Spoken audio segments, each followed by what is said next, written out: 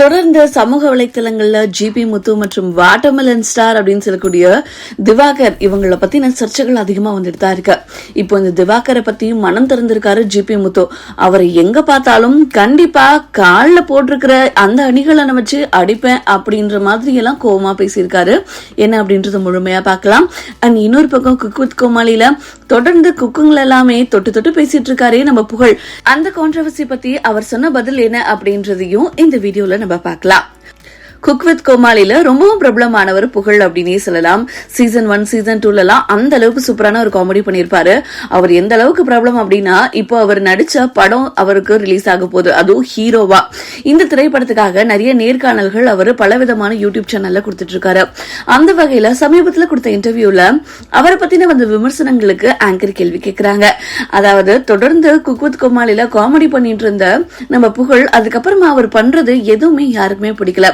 தொடர்ந்து வரக்கூடிய female contestants கிட்ட வந்து ஃபிளாட் பண்ணி பேசுறது, டச் பண்ணி பேசுறது, அப்புறம் மற்ற கண்டஸ்டன்ஸை வந்து தரைக்குறைவா பேசுறது, இந்த மாதிரியான விஷயங்கள் இவர் மேல வந்து எல்லாருக்குமே ஒரு கோபத்தையும் அதிருப்தியும் ஏற்படுத்துச்சு.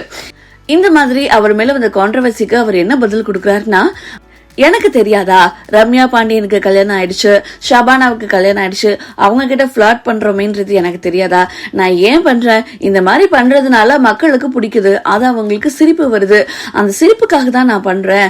எனக்கும் கல்யாணம் ஆயிடுச்சு, எனக்கும் வந்து ஒரு பெண் குழந்தை இருக்கு, எனக்கும் தெரியும் இந்த மாதிரி டச் பண்ணி எல்லாம் பேசக்கூடாது. ஆனா அதையும் மீறி நான் வந்து இந்த மாதிரி முகபாவனை பண்றது, அவங்கள தொடுறது, கட்டிப்பிடிக்கிறது, இது எல்லாமே வந்து மக்களை சிரிக்க வைக்கணும்ன்ற ஒரு கண்டென்ட் மட்டும்தானே தவிர்த்து வேற எதுவுமே இல்லை.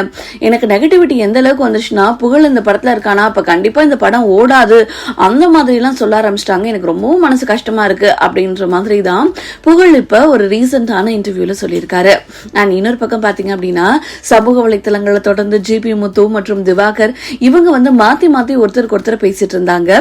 இதுல திவாகர் ஜிபி முத்துவ சமீபத்துல ஒரு ரொம்ப லோ கிளாஸ் அப்படின்னு அவரோட கேஸ்ட பத்தியும் அவரை பத்தியும் ரொம்ப தரக்குறைவா பேசியிருப்பாங்க.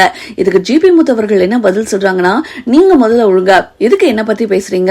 நான் இது வரைக்கும் யாருமே உருவ கேலி பண்ணதே கிடையாது. ஏன்னா என்னோட மனைவி கூட மாற்றுத்திறனாளி தான், அவங்கள நான் காதலிச்சு விரும்பி கல்யாணம் பண்ணியிருக்கேன். அப்படி இருக்கும்போது நான் உங்களை உருவ கேலி பண்ண விரும்பல.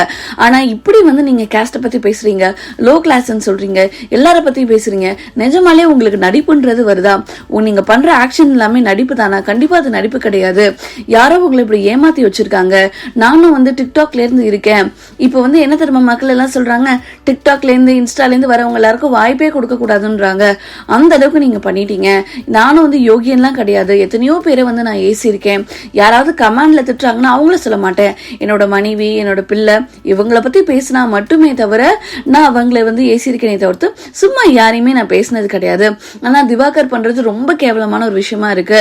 கண்டிப்பா அவரை நேர்ல பார்த்தனா நான் கால இருக்கிறத வச்சு அடிச்சிருவேன். எனக்கு அந்த அளவுக்கு கோவம் வருது. இவர் வந்து சூர்யாவை பேசுறாரு, எல்லாரையுமே பேசுறாரு, இவர் யாருமே கேட்க மாட்டாங்களா அப்படின்ற மாதிரி கொதிச்சு எழுந்திருக்காரு. நம்ம குக் வித் கோமாளி மூலமா பிரபலமான நம்ம ஜிபி முத்து அப்படின்னே சொல்லலாம். இந்த கான்ட்ரவர்சிஸ் வந்து தொடர்ந்து இன்ஸ்டாகிராம், யூடியூப் இந்த பக்கத்துல எல்லாம் போயிட்டு தாங்க இருக்கு. இந்த 2 கான்ட்ரவர்சியும் தான் இன்னைக்கு சமூக வலைத்தளங்கள்ல ட்ரெண்டிங்கா இருக்கு.